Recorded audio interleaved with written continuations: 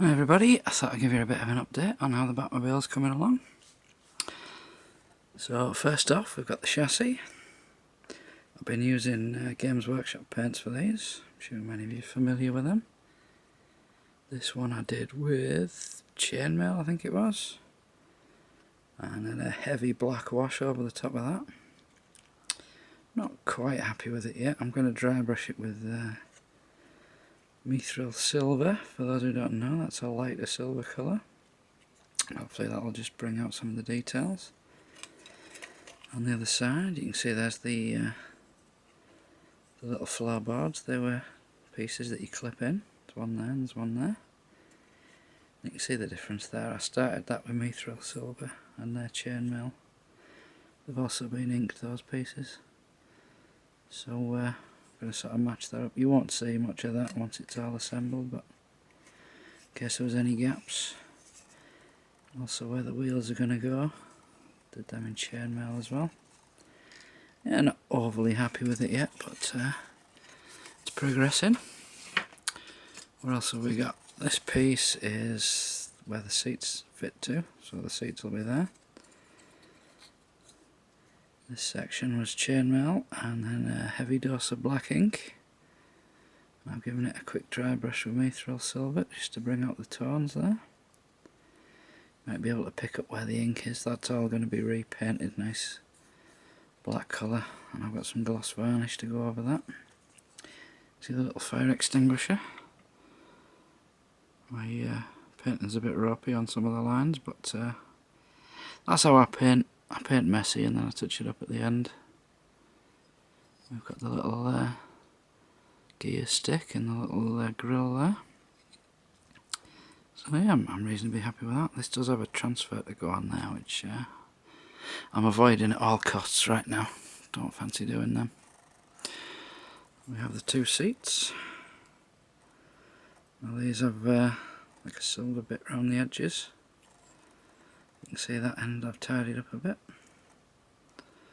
But that end I've just sort of been slapping the paint on.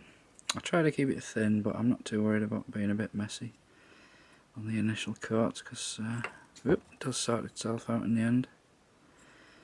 Again, these are going to be gloss varnished, give them a nice shine. What I thought I might do is do a bit of grey highlights on the seats there with a bit of dry brushing. What else have we got? This is the transition shaft thing. You see the little bat phone there.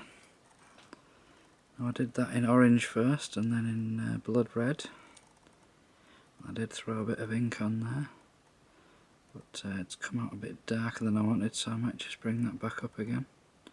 Obviously a lot of tidying up needs doing on this, but that goes inside the car. What else have we got? This is the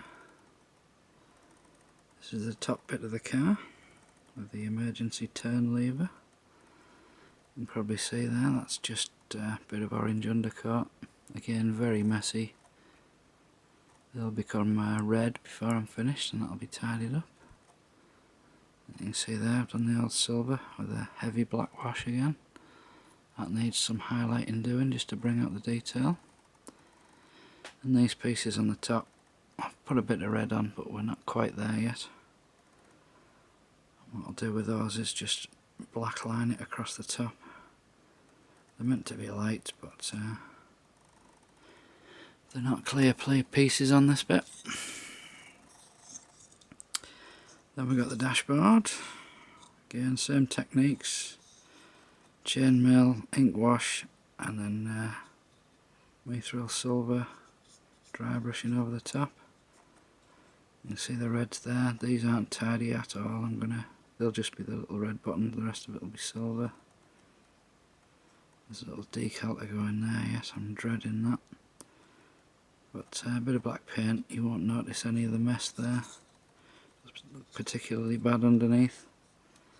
But again, that'll just be black lined across. You won't notice that. Plus, it's underneath inside the car. So. And steering wheel. Now this is a snap fix kit, but I have glued quite a bit of this together. And I think it's a bit of a con calling it a snap fix kit that's pre-painted, because it clearly needs a lot of work on it. This is the thruster on the back of the car. That's been done orange then red. My usual silver technique on there.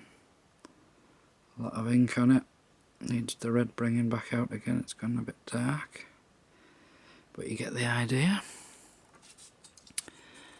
These are the inside of the door panels, and what these will be is just a silver line going round, and this will all be blacked off inside. But for now, just messy painting.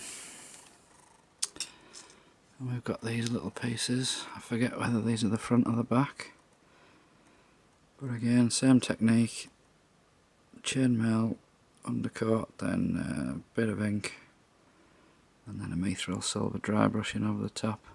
I'm actually quite pleased with these, they've come out pretty nice. Just sort of gives them a bit of depth. And these two pieces are very similar. Here's at the other end of the car. Like I say, I forget which is front and which is back. I think these are the front.